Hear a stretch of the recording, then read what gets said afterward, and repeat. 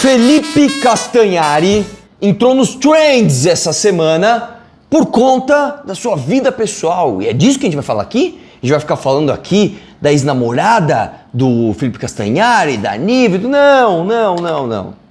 Hoje já demos essa zoada. Hoje nós vamos falar do que realmente importa, que é como o Castanhari usou a sua influência para falar um monte de esquerdismo, um monte de besteira por aí e, infelizmente, como eu falei, influenciar muita gente. Beleza? O último compilado que a gente fez de esquerdista passando vergonha deu certo, vocês gostaram, então nós vamos repetir a dose aqui. Já deixa o like no vídeo agora, se inscreva no canal, se você puder, se torne membro e é a última vez que eu vou falar, hein? Presta atenção, é o último vídeo que eu tô soltando antes desse acontecimento. Domingo, 8 horas da noite.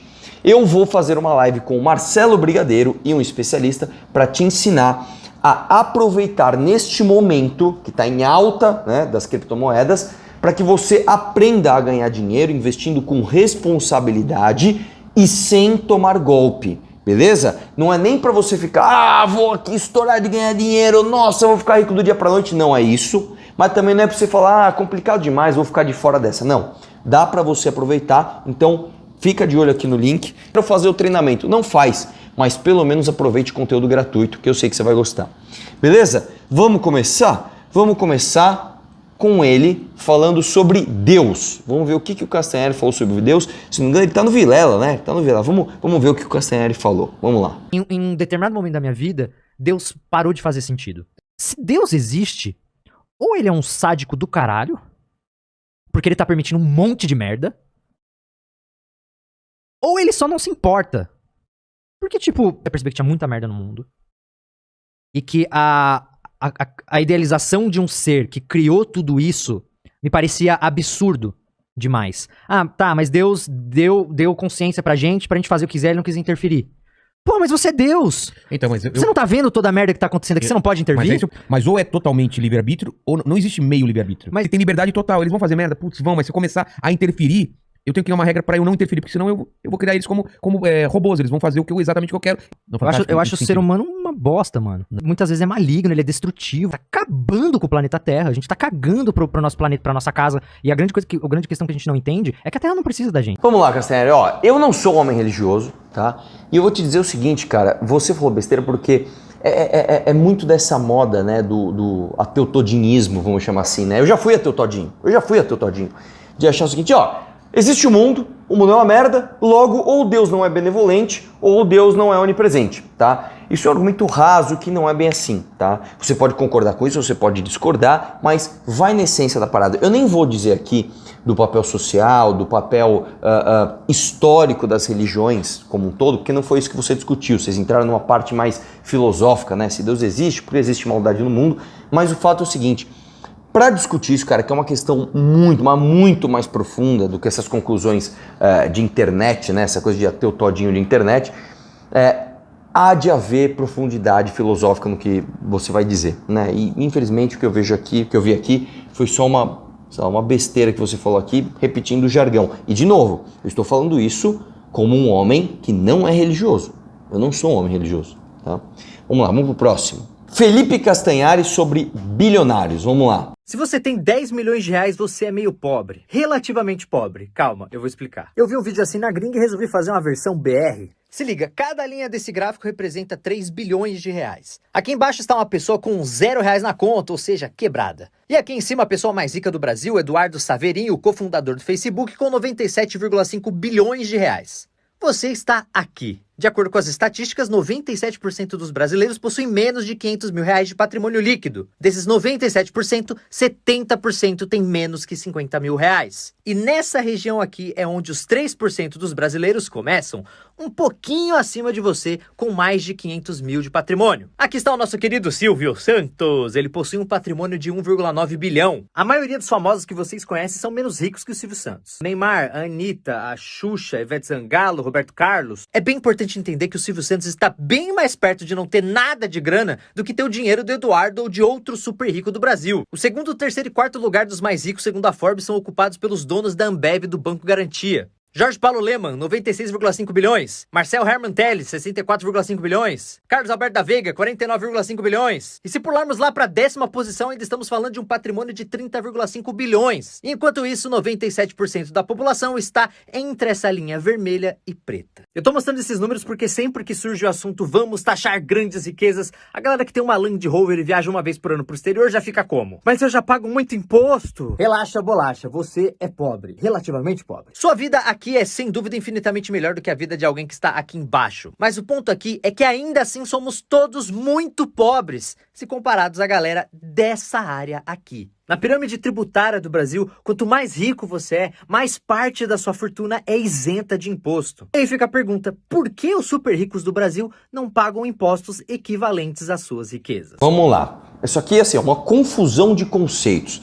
Primeiro, você traz uma coisa que é curiosa, que é como se distribui a riqueza na nossa sociedade brasileira, e eu vou te dizer que isso é assim para todas as questões humanas. Mas eu diria para você que isso é assim para todas as questões universais. Vamos lá. Você já reparou que você tem muito mais pessoas, tem a esmagadora maioria das pessoas morando em poucos lugares? Como assim? São poucas cidades que têm a maioria dos seres humanos. Ou seja, os seres humanos fisicamente se distribuem de forma desigual. Se você parar para pensar em termos de riqueza, é a mesma coisa. Muita riqueza para poucas pessoas e pouca riqueza para muita gente. Isso sempre foi assim na história humana.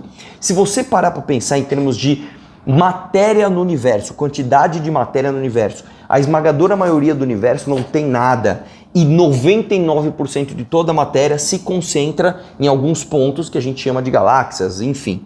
Isso até eu esqueci o nome, é a proporção de... Tem um nome de um filósofo que discutiu isso, que é um conceito universal. O fato é o seguinte, é natural que exista uma distribuição de riqueza desigual entre as pessoas. O fato é, o que você faz para tirar essas pessoas da pobreza? O teu foco não tem que ser olhar para cima e falar, como é que eu abaixo esse cara? Não, o seu foco tem que ser como olhar para baixo e trazer essas pessoas para cima.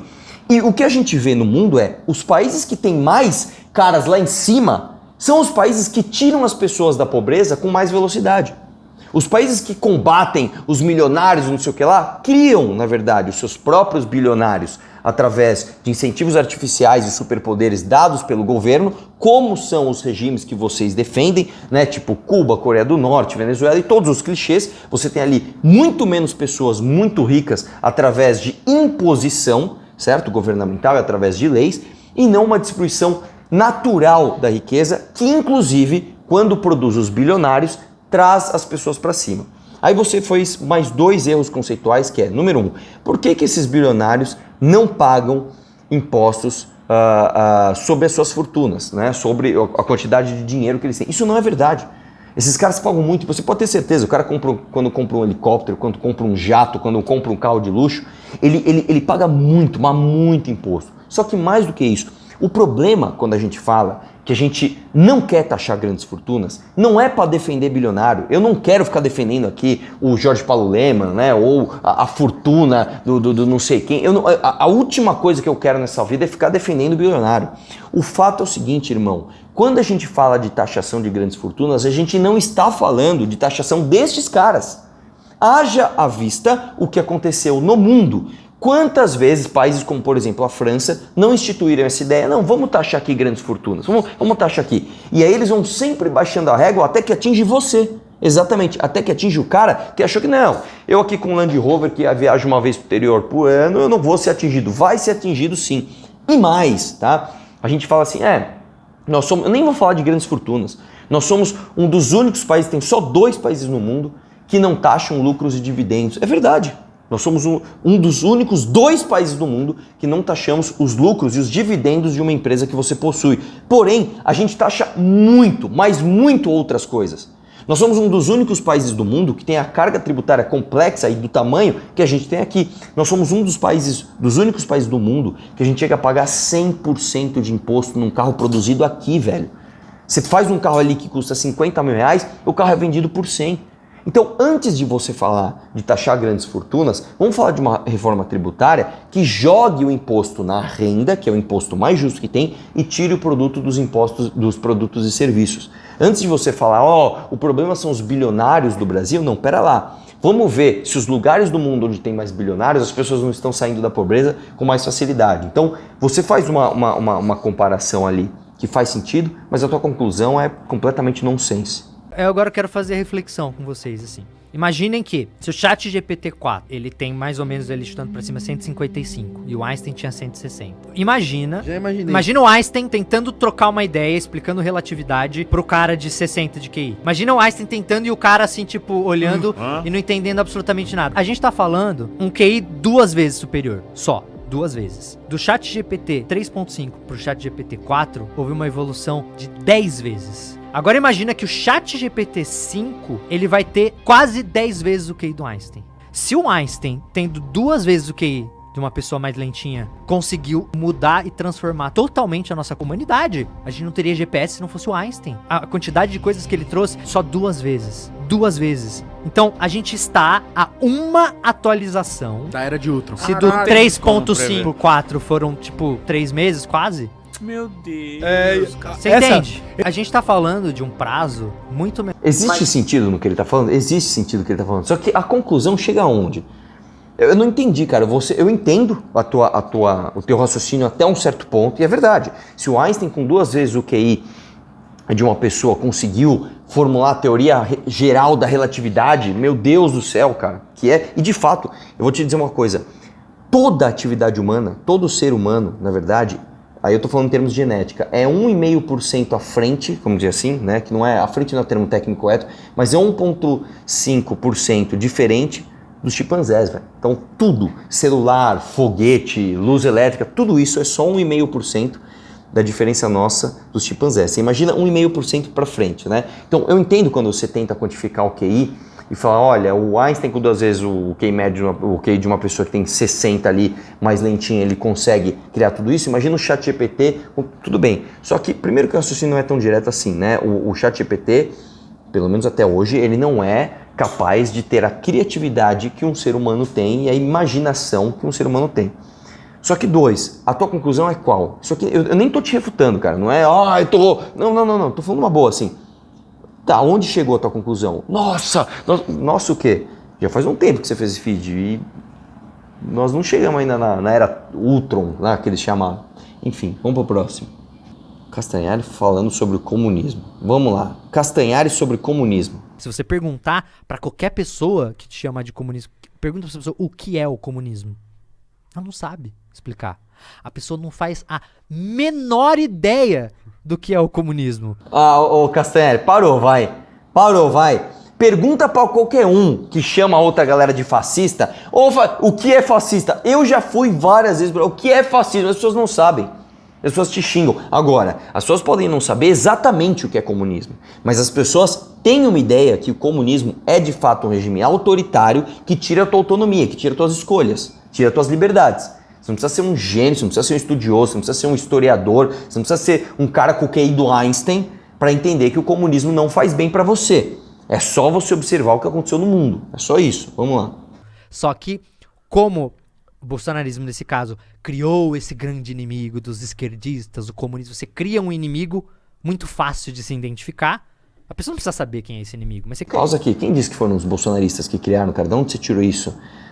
Desculpa, o comunismo já é visto como algo vilânico há anos. Se você pega, sei lá, você pega Scarface, né? É um filme americano lá, tem o Al Pacino falando I kill communist for fun. Não tem nada a ver, velho. Vamos lá, ao contrário, inclusive. Aqui no Brasil, cara, se criou quase que uma blindagem ao que é de fato a ideia do mundo ocidental sobre o comunismo. Cria esse inimigo e você coloca todas as mazelas da sociedade nas costas dessa galera. Todos os problemas é essa galera. Cara, tudo de ruim que acontece no mundo, no Brasil, é culpa dos esquerdistas, os comunistas, sei lá o quê. E aí você vai inflamando essa população, essa galera contra um inimigo em comum. E entenda uma coisa, galera. Soluções simples para problemas complexos não existem. Não existe uma solução simples para um problema complexo. Se você tiver uma solução muito simples para um problema complexo, é porque normalmente é uma solução burra. Então, nunca você vai conseguir falar... E esses movimentos, eles costumam tratar problemas complexos dessa forma. De que, um problema muito complexo, a culpa é isso aqui, ó. É simples assim. Não é. Mas eles colocam um culpado, criam um culpado pra isso e vai inflamando a sociedade dessa forma. Eu pensei que... Mano, eu vi um vídeo hoje que eu pensei que eu nunca veria na minha vida. Que é a galera que tá se manifestando aí, fazendo saudação nazista, mas assim... mas aí Muita gente, irmão. tem isso, mas também tem a galera falando que isso é uma saudação à bandeira, né? Porra nenhuma. Não é. Porque é mais pra cima. A saudação é uma mão reta. Pra né? mim isso aí é uma desculpa, tá ligado? Pra tipo assim, pra passar batido. Mas, caralho, será que isso aí... Que coincidência. Eu fiquei em choque Mítico, vendo isso, mano. será que é uma coincidência que a gente tá vendo isso, sabe aonde? Em Santa Catarina, o estado brasileiro com o maior número de células nazistas? Nossa, cara. Santa Catarina, procurei. É o estado brasileiro com o maior número de células nazistas. Mas assim, de longe. Muito longe. Não é tipo assim, aqui tem 3, aqui tem 4 e Santa Catarina tem 7. Não. É tipo assim, aqui tem, sei lá, 6, aqui tem 7, Santa Catarina tem 90 e poucos. Caralho. 70 e poucos. É muito. Que coincidência, né? Você não aceitou a derrota do Bolsonaro, que fez de tudo que é mais ilegal, de ilegal ele usou pra tentar ganhar a eleição. E ainda assim não conseguiu. Peraí. Olha só, Castanhari, eu tenho moral pra falar disso, porque a gente bateu, inclusive, na galera do nosso campo aqui, e sangramos pra defender a tal da democracia. Agora, é engraçado que acabou de acontecer. O Lula passando pano pro Maduro na Venezuela, que o cara simplesmente eliminou a líder da oposição. Falou, não, ela não vai ser, não vai ser mais candidata. Não, aí tem que ver, pô, olha a democracia que linda. Vocês defendem um regime cubano, que é um lugar que tem um partido único, cara. Assim, são contradições primárias, cara, eu já tô cansado, cara, já é cansativo a gente falar isso. É ridículo ver você falando que você preza pela democracia, que você não aguenta os golpistas, só que você passa pano pra regimes flagrantemente autoritários, velho. Ainda assim foi um grande incompetente. Isso é muito bizarro, o cara usou todo o aparato do Estado. Saiu uma reportagem ontem na Globo, lá no Profissão Repórter, um absurdo, o Caco Barcelos. Eu vi isso aí, eu fiquei em choque, compra mano. de votos, usando Bolsa Família pra comprar voto pro Provado, Bolsonaro. mano, tipo tá assim, lá, claro, provado que o prefeito da cidade estava comprando voto. Se você não E votar nesse cara, você vai isso- perder seu auxílio. tá Isso ligado? aconteceu no Brasil inteiro. A gente vai descobrir muito mais casos desse, pode ter certeza. E não só isso, todas as PECs ilegais do Bolsonaro. Transformar o Brasil em estado de emergência pra passar essas PECs é ilegal o que ele fez. Pausa aqui, do que você tá falando, velho? Quando você coloca o país em um estado de emergência, ou por exemplo, quando você faz uma intervenção federal em algum estado, você nem pode passar PEC. Tecnicamente o que você falou tá tudo errado. Medidas... Isso é importante as pessoas entenderem. Em ano de eleição, você não pode simplesmente sair metendo um monte de PEC, um monte de coisa populista pra ganhar voto. Isso é verdade. Porque o sistema entendeu que se você usar o aparato do Estado um ano antes da eleição pra colocar um monte de medida pra comprar voto, isso é errado. Então, já foi criada uma lei pra isso. Sim, por isso que a gente chamou inclusive de PEC kamikaze, né? Que é uma PEC que acaba com o orçamento público pro cara se eleger. Nós batemos nisso. Agora me fala uma coisa, irmão. Quando o Lula fez pior, velho. Quando o Lula o PT pegou dinheiro da Petrobras, roubado, pra fazer campanha durante o mensalão, vocês falaram alguma coisa? Vocês não falaram nada. Quando a Dilma usou verba do governo pra comprar, literalmente, páginas como, por exemplo, a Dilma Bolada, vocês não falaram nada. Quando a gente vê e denuncia aqui o governo agora fazendo pra caramba isso com essas páginas de fofoca, com essas agências de artistas tal, chamando para encontrinho, pra passar as narrativas do governo, eu não vejo você todo esbravejando aí em podcast, falando que estão usando o dinheiro do Estado pra... Eu não vejo isso, cara. Engraçado, né? Só que existe uma forma que o Bolsonaro pensou de burlar essa lei. Se você transforma o Brasil em estado de emergência, fala que tá acontecendo um problema grande o suficiente para transformar o Brasil num estado de emergência, fala, não, você tem que colocar em estado de emergência. Aí você pode meter um monte de PEC de coisa que você não poderia caso não estivesse em estado de emergência. Entendeu o que ele fez? Ele falou, está em estado de emergência, não deveria ser decretado estado de emergência, pelo que eu vi muitos especialistas falando, e aí ele usa isso pra meter um monte de PEC de coisa populista, muitas que terminavam dia 31 de dezembro, só pra tentar conseguir ganhar a eleição. Ele fez de tudo e não conseguiu. O que me deixa mais puta, assim, tal, porque, tipo assim, eu vejo que as pessoas, elas não... É aquilo que você falou, elas não conseguem defender o argumento delas, e elas não conseguem nem conversar, tipo assim, por que disso? Não, ver o Igão falando isso é fogo. Talvez eu te convença, ou você me convença, mas como é uma parada tão sem sentido, ou... E essas pessoas são... Falou o Igão que não leva ninguém que discorda dele no podcast e que faz as reflexões mais absurdas do mundo, irmão. Tá ligado, pai? Esse negócio de pichar aí é muito ódio mesmo, tá ligado? Tem que tirar do coração, tá ligado? São inflamadas, né? Com frases fáceis, simples de entender.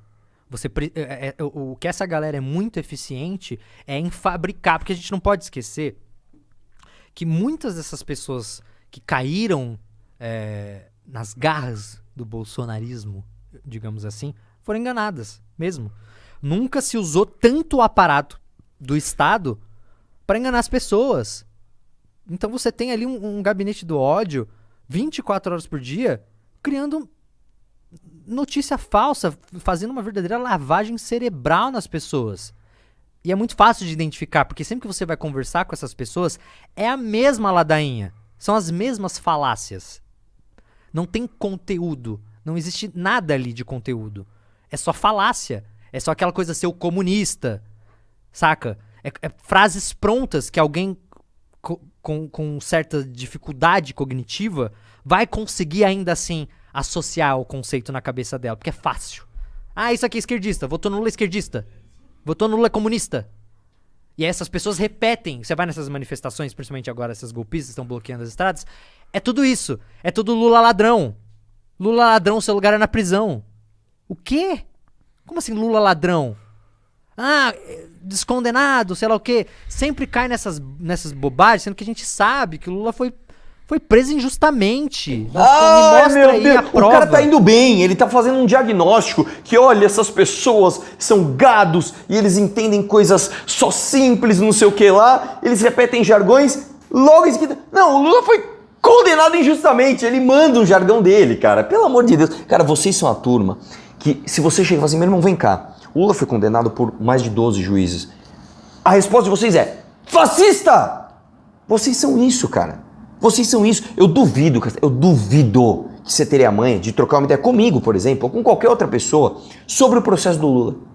Não, vamos trocar uma ideia aqui, vem cá. Como é que foi? Como é que aconteceu? Ou não? Você gostou de falar de coincidência no começo do programa, né?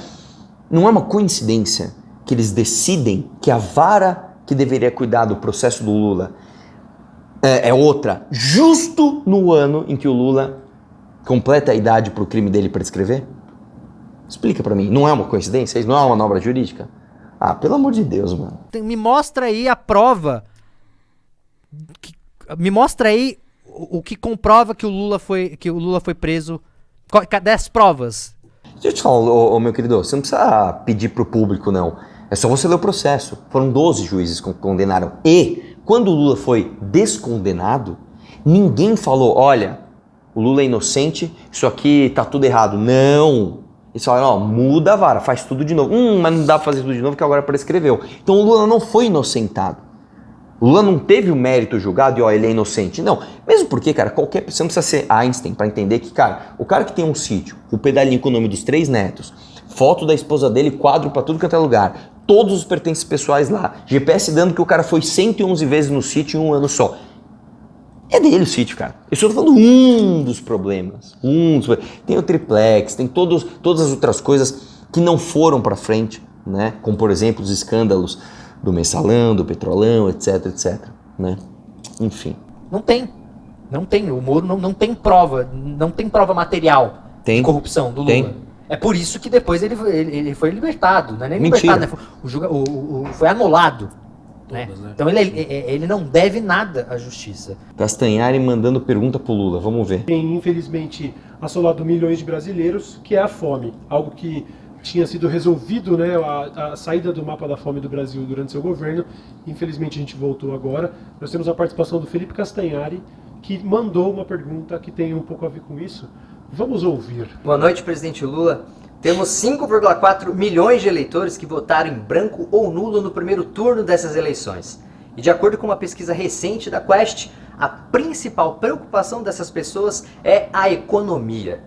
Esse ano, infelizmente, o Brasil voltou para o mapa da fome. São 33 milhões de pessoas que não têm o que comer. Além disso, a inflação dos alimentos, de acordo com o IPCA, é a maior desde 1994. A minha pergunta é a seguinte: se o senhor for eleito, como fará para acabar mais uma vez com a fome e a inflação dos alimentos sem prejudicar ainda mais o trabalhador?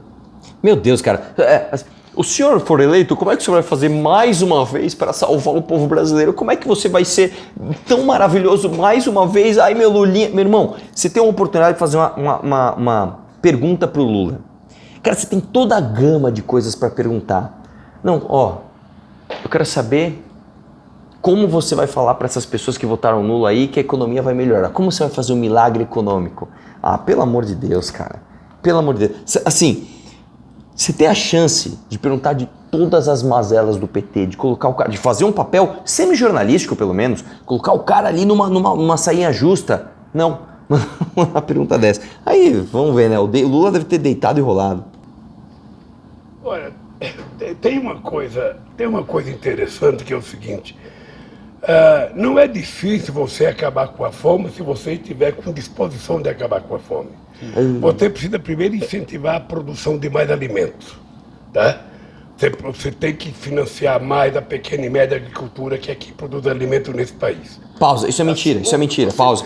Ele já começou mentindo, tá? Você sabe que o Brasil é um dos países, inclusive no governo Lula, que menos subsidiou o agronegócio? Você sabia disso? Você pega, por exemplo, Estados Unidos, Europa, chegam a subsidiar ali de 7, 8, às vezes 10% da produção. Aqui no Brasil, teve anos que a gente passou, que ficou com menos de 2%, inclusive no governo Lula.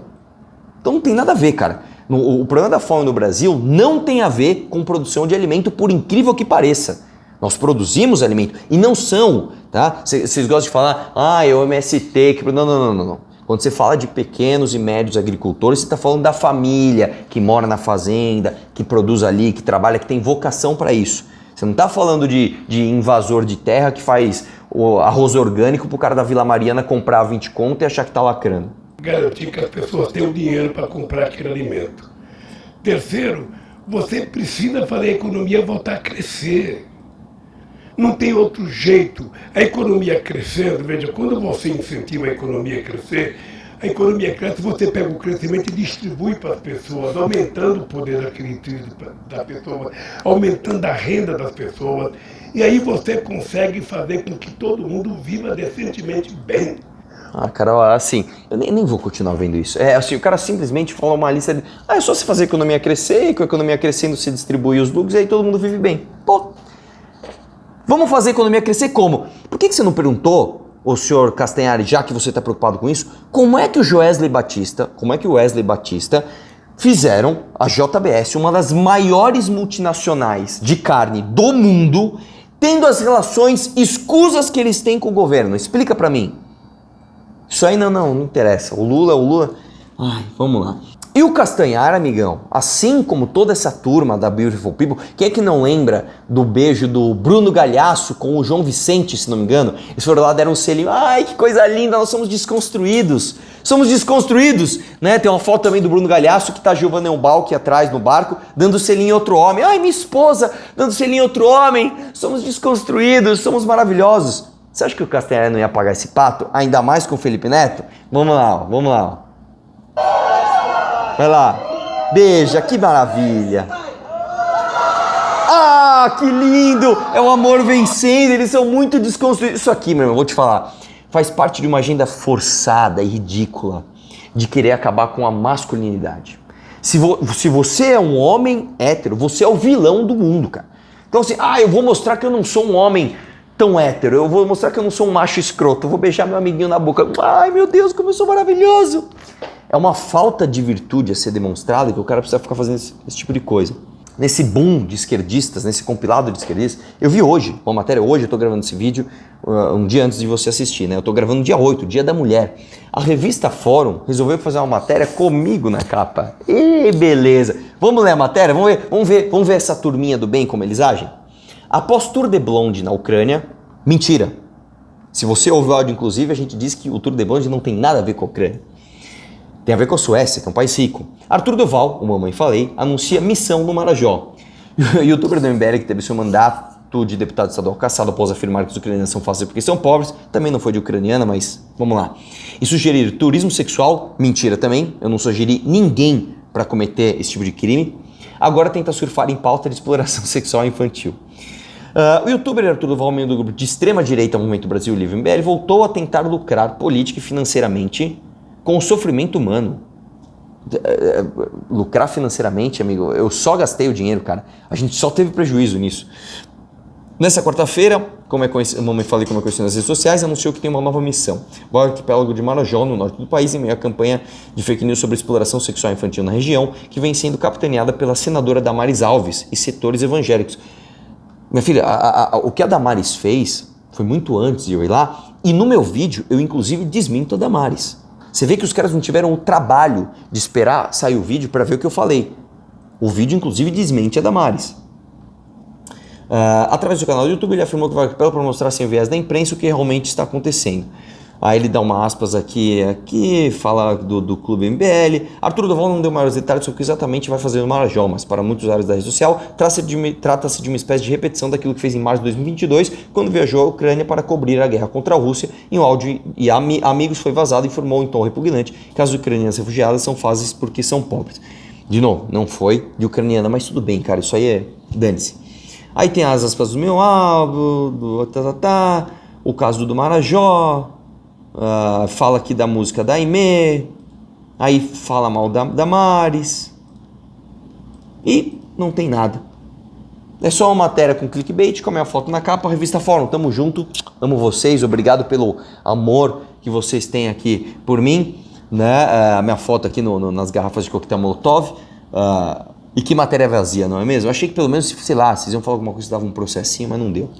Vamos ver o beijo do ano aqui. E com isso, encerramos o vídeo de hoje. Não esqueça, amanhã, live às 8 horas. Um abraço e vamos questionar tudo.